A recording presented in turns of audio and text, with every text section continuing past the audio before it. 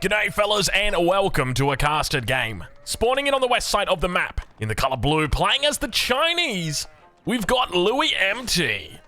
And on the east of the map, in the colour yellow, playing as the English, we've got Beastie.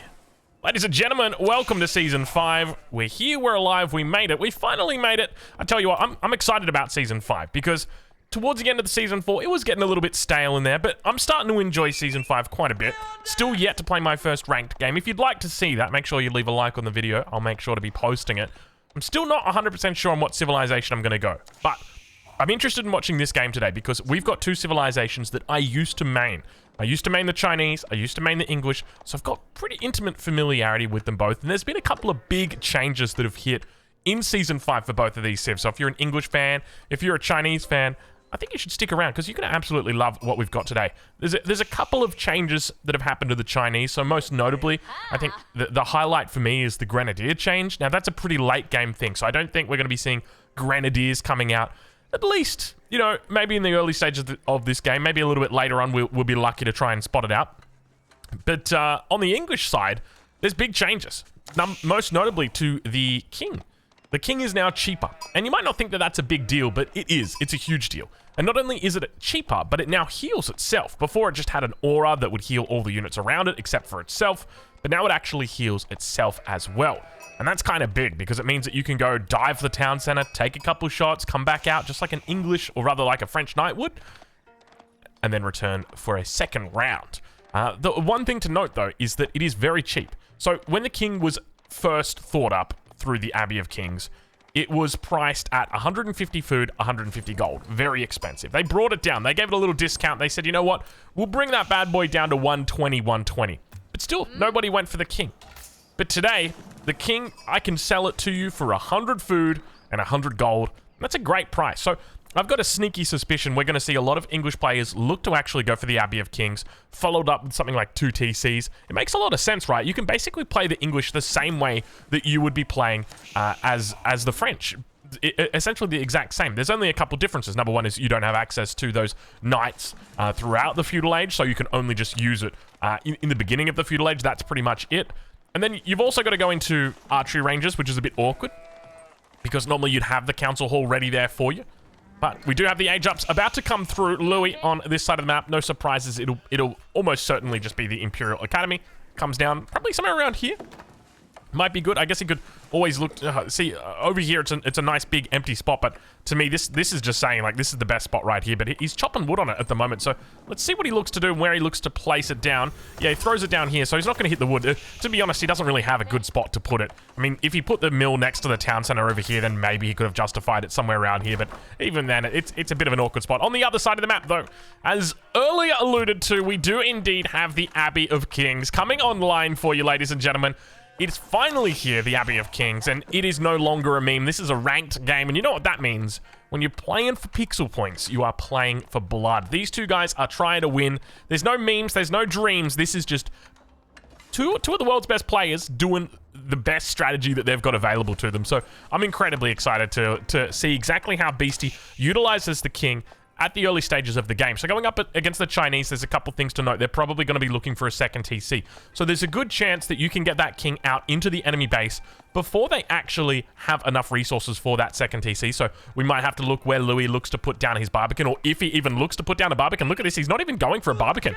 He's got 9 villagers on wood at the moment, 5 villagers on food, nothing on gold right now. So he is going straight. Is he just raw dogging a second TC as China? That is kind of wild. Really interesting on the movement of villagers, though.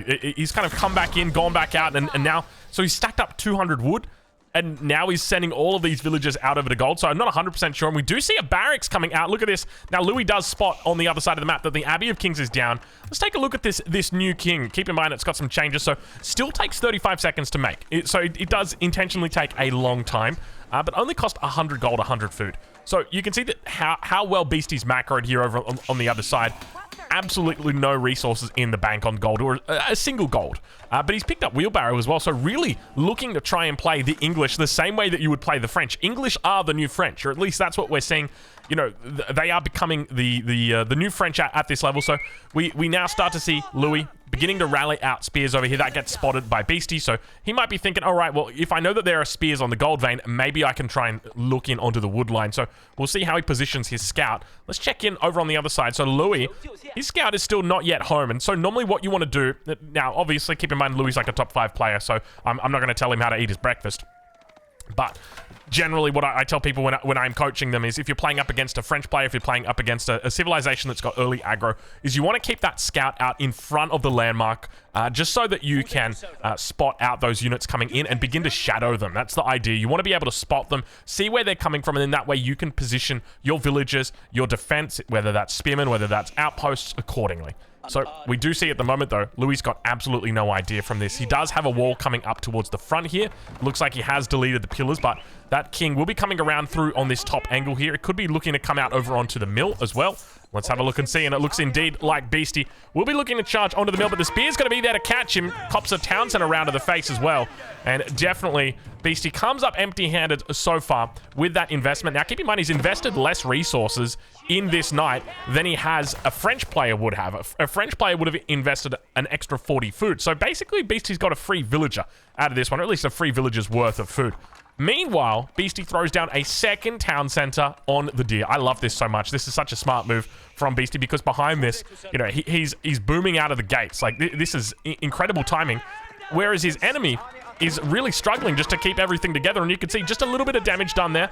Fearful of the spears. He's got that healing aura, so he's always going to be able to come back in, double tap. Now, this is where I'm kind of curious what Beastie looks to do, because for me, my standard follow-up to something like this would be just going straight castle.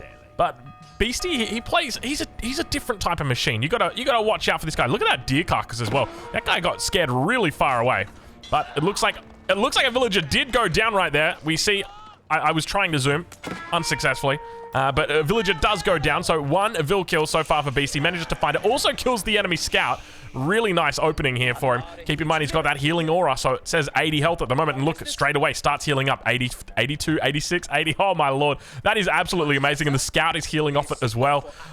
I tell you what, I got a feeling this is going to become meta. We are witnessing right now the birth of a new English meta. It is happening right now, live on our screens, and it's beautiful to watch. But let's check in with Louis. Louis gathered up a little bit of extra gold at the moment, probably just picked up from his tax, and is looking to go into wheelbarrow. Second town center will be coming out shortly. Keep in mind, he does have Song Dynasty, so his town centers will build villages faster. But coming through with the king, and look at that, tanking the town center shot there with the scout, so he can utilize the extra health there on the king, just to make sure that he is he's not going to be under threat. Really, really smart move there. But that second TC going to come up for Louis now, throwing it down on the deer, so not even putting it, you know, next to the base. And I think this makes sense, right? When you're up against a civilization that's got an early knight out, and in this case, definitely the king is not technically a knight, but it basically fulfills the same role as the knight. It makes sense to be doing this as China, because I know a lot of Chinese players will be looking at this thinking, yeah, but he's not going to get the supervision bonus, he's not going to get the tax bonus. Yeah, he's not, but he's going to keep his villagers safe, and that's what's important. He keeps the villagers safe out here by doing this. And Beastie now going to spot that town center out. Keep in mind that that Louis doesn't actually have space for all the villagers out here, so watch out for that. That's it. That's key to remember. And let's check back in on the base of Beastie, because I see some upgrades coming through. We got a blacksmith down, we got a stable, we got an archery range. Ladies and gentlemen, welcome to the brand new French. This is it. Do not be alarmed. The French civilization, they may have changed their flag a little bit, but they've got a brand new unit. It's the longbowmen. No, this is not the French. This is the English, but I'm loving the way that Beastie opens with this. So as I mentioned before, I would have gone into a castle age from there. You know, castle age into a king's palace. Then that way you're kind of scaling with the Chinese player, because at the moment he's still technically at a deficit, right? If we assess these two players at the 10-minute mark, the Chinese player is making 8 villages every minute, so that'll be 80 plus 80 villages, whereas Beastie's only making 6 villages a minute, so you're only talking plus 60 villages. So Louis will have a 20-minute or a 20 villager advantage in 10 minutes. So one of the ways that you can prevent that is just by going in for a third town center. But Beastie instead gonna say, well, you know what if I just kill the villagers instead, Drongo? That's a bit of an idea. Now looking to come around the top side. Keep in mind, he can always just look for a chop through here. He's dealing with struggles as he comes around towards this wall.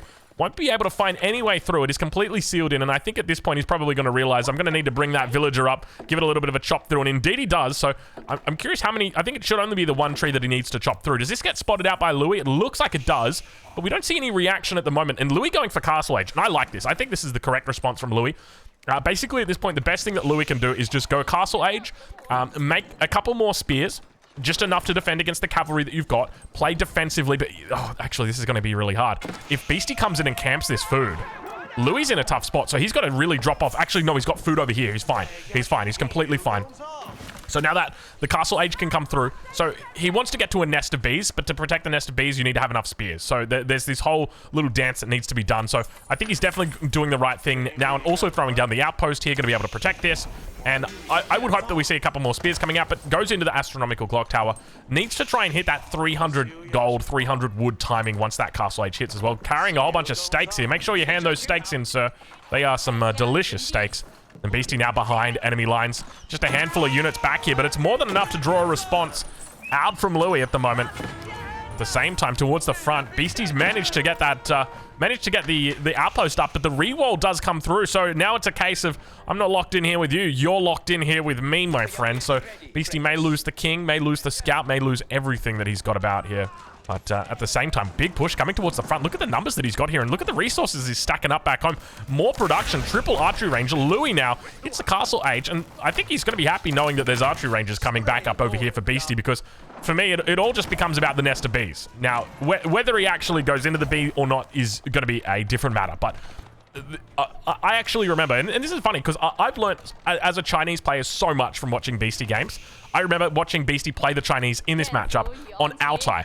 And I was watching his stream. This was more than a year ago. I'm not kidding you. He did 2 TC, Song Dynasty, Fast Castle. I'm like, what is he doing? He's going to die. He gets a single nest of bees out, and he just holds against the enemy. The only difference was back then, there wasn't any cavalry on the field. It was like a full spearman longbow push with battering rams. I think it was like a game against a Muslim as well. Or, sorry, demo as well. But... yeah, it taught me a lot about, you know, the greed that you can really get out of China. But at this point, Louis continues to hold. Palace Guard numbers are starting to rise. So up to 3 Palace Guards now, which is obviously a really good answer. One thing to note is he's probably going to need to look for +1 ranged armor relatively soon. So expect to see, at the very least, a blacksmith picked up shortly. Maybe supervision on it. But Beastie now with some decent numbers here. He's tripling the population, at least the military population of his enemy. But we can see that scaling of villager count is starting to happen right now. Louis, is he population blocked? He is too. Population blocked for a little bit there. Uncharacteristic mistake from one of the best in the business. But fortunately manages to keep all the villagers alive for the moment, so still only losing that 1 villager from earlier on the Barbican. And meanwhile, the scout gets found out, or the scout finds out all of these vills down here. And you can see Beastie going to be looking to chase away all of this. He's got the Palace Guards towards that north side, but he's going to have to start thinking about this south position, because Imperial Official comes out now. And the cleanup is happening, but at the same time, we need to start thinking about our food. You can see he's going to rush up an outpost, but the outpost is only going to hold 5 villagers. So really needs to get units out here. Manages to get the outpost up. Might pop a couple in there. We'll get them back over behind the other side. Needs to get that rewall back through on the front. Looks like Beastie manages to escape as well. Keeps most of the cavalry alive. And those villagers start to go down. He's lost a lot. Losing 6 villagers now. Those longbows getting really tremendous value. Looks like Techstars is a little bit late on coming through. +1 ranged armor is through. Now he's looking for +1 melee attack. Manages to find it as well. And now out towards the front, we've got that big mass of melee units making their way in the middle of the map. How many M's can you put in a sentence? Strongo asked the question. Well, I guess you guys asked the question. I gave you the answer. I don't know how many it was, but it felt pretty good. I like going for those little alliteration things wherever I can find them. But now we got +2 ranged armor coming through. For Louis, definitely the right call here, going up against the English longbowmen. But Beastie going up for that 3rd town center. Definitely a correct call for him here. Instead of going into the White Tower, it makes a lot of sense. He's built up his production already. He's got a great number of production buildings. So the White Tower doesn't really give him a huge impact. And this threat here at the front, it's not particularly large. He just goes straight into crossbows and he'll be fine. And we can see already 3 crossbows in the queue now for him. So they'll be out shortly. And then this town center will guarantee that he's able to keep up on the villager count. He managed to take out 8 villagers already this game. So should be absolutely fine. The question is going to be whether he can get the crossbows out in time. And I suspect he'll be able to. Meanwhile, back towards the other side of the map, we can see more villagers being hunted down. The longbows together with the horsemen just being annoying. But the numbers here looking good. And indeed, the crossbows are now out. The English bonus comes through. And Beastie manages to hold against that little Palace Guard push. We right on board now with Beastie once again. As we see villagers that were once up on the boar, or rather the deer, being forced back. So Beastie really avoiding, I say avoiding farms, as the Madman's got 24 farms at the moment. But he had a lot of villagers up on food towards that north side. A lot of food income as well. They're now throwing down more houses. We're looking towards his production as he's throwing down double stables, but still keeping up with the horsemen's, which is interesting. Horsemen obviously great against ranged units. Not a whole lot of ranged units coming out from Louis at the moment, but I guess he's got plenty of food, right? That's what's important to remember. So he's making horsemen because he's got lots of food. I guess not a whole lot of gold. Probably needs to move a few more vills over to gold, but you can see the APM at this moment is very high. So where do we go from here? To be honest, I think this is a game that English need to win probably in the next 15 minutes. It's one of those cases where China is still really good in the late game, and now that the Grenadiers got buffed, I think it's actually a pretty decent threat. Whether it's going to be a threat against the English, I don't know, because you do have the longbows, and the longbows have got such long range, so you can kite the Grenadiers. But the Grenadiers will become a highlight of Imperial late game once again for the Chinese. I'm confident of that. But now, the numbers starting to build for Louis. He's also gone into the nest of bees, so it's finally out. He's got to be so careful, though. He's got to be so careful. There's a scout here with this army. If this nest of bees is just rolling off the blocks right now, and Beastie's going to spot it. Huge mistake coming out from Louis right now. Vill's going to get pulled to try and heal, maybe even tank up on the front. Probably want to try doing that, but the Palace Guard's into the backside. You can see he's just repairing all the way through it. But plenty of damage is coming out on those villagers as well. Manages to fire onto the backside. Looking to try and keep the bee alive, but Louis starting to lose out on that villager count. More knights now going to come in. He's repairing this thing like a madman. The nest of bees, it just won't die. Look at this thing. It's barely staying alive, but somehow managing to make its way through the battle. More crossbows coming out now. He's looking to try and take down the king in the fight. He's going to be going the way of the dodo as well. There are so many units in here, but somehow the nest of bees manages to survive. Against all odds, the nest of bees survives, and Louis MT holds, but he loses a huge amount of villagers, up to 16 villagers lost at the moment. And remember, Beastie has the scaling advantage. He's got 3 town centers compared to the town center equivalent of 2.66 for Louis, which might not seem like a big difference, and to be honest, it really isn't. But the numbers now in Louis' favor, and this is good. This buys him some time, but at the same time, what I think is that while Louis has bought himself time in the short term, he's also given Beastie more time in the long term. What do I mean by that? Well, because we lost so many villagers, I think we lost about 9 villagers there. It means that we're a lot less accelerated towards our goal of Yuan Dynasty, of Fire Lancers, of Palace Guards sweeping across the field, of a big ball of nest of bees. That is our goal. Now, one of the things I'd love to see from Louis are spears being mixed in. A second nest of bee, and then spears being mixed in. I feel like you've already got a really good mass of Palace Guards here, but your main threat's going to be cavalry. So let's see how he looks to play it, and whether he takes that advice or whether he continues going in for Palace Guards only. I'm a big fan of mixing the two, Spear, Palace Guard, because it's so hard to micro against, right? It kind of reminds me of playing the Holy Roman Empire. But now up towards that top side, that wall not getting amended, not getting fixed, and as a result, villagers will continue to go down throughout this little stage here. Textiles has come through, so they'll take a little bit longer to go down. Have we got the wheelbarrow through? Yeah, we've got the wheelbarrow through here for Louis. And now those Palace Guards will be able to find the longbowmen. Not a whole lot of units here for the Knights to target, but they're just going to look to focus all the villagers on the gold mine. Meanwhile, a counterattack over on Beastie's side. We've got double Knights back here, so we've got to watch just to make sure they're not doing too much damage. And you can see now this is where the real struggle happens, because Louis is going for these little raids, and he's getting caught out by all the cavalry. If he mixes spears with this, it also will get caught by the cavalry, just simply because the infantry can actually kill the spears before they kill the cavalry. Essentially, what Louis needs to do now is come together with a cohesive push. He needs to make one big, consistent push together. But we've got a Walla in the back of the base. Where is it? There it is. Down towards the west corner. Not going to find anything today. I tell you what, I need a Walla, but that wasn't the one I needed. Let's take a look over towards the center of the map as we've got a forward keep coming down. Keep in mind, we've already got a keep down here from Louis that secures up the gold. So if anything for Beastie, what this does is this gives him a really good staging point. Now, my only fear is that for Beastie, his enemy's already got access to a siege workshop, and that has the astronomical clock tower has access to the clock tower counterweight trebs, and so immediately you've got a trebuchet that comes out here. The problem is he's going to need to defend this, and this is where I can't help but feel like Louis really needs to get these walls up, and now up towards the back of the base. Louis under attack again. A couple of Palace Guards here, but once again, these guys aren't going to do particularly well against the enemy Knights. You can see they're taking them out, but it's just such a slow attack, and Beastie just pulling apart Louis at the moment. He's throwing away units, but I mean, Louis just throwing away villagers. Now we've got He's supervising the racks, trying to get units out. I thought it was supervising the racks, but intending to do it on the lumber camp because he's got so many villagers there. But now we do see that it is double trebuchet warfare out. Trebuchets from both sides. Trebucheting down the Barbican, trebucheting down the keep. Just keep in mind that the Barbican, it takes wood to repair. The keep, it takes stone to repair. But if there's any silver lining to what Beastie's doing right here, it is that he's stealing his enemy's resources. And that is always frustrating as a Chinese player because you need every little bit of resource that you can get.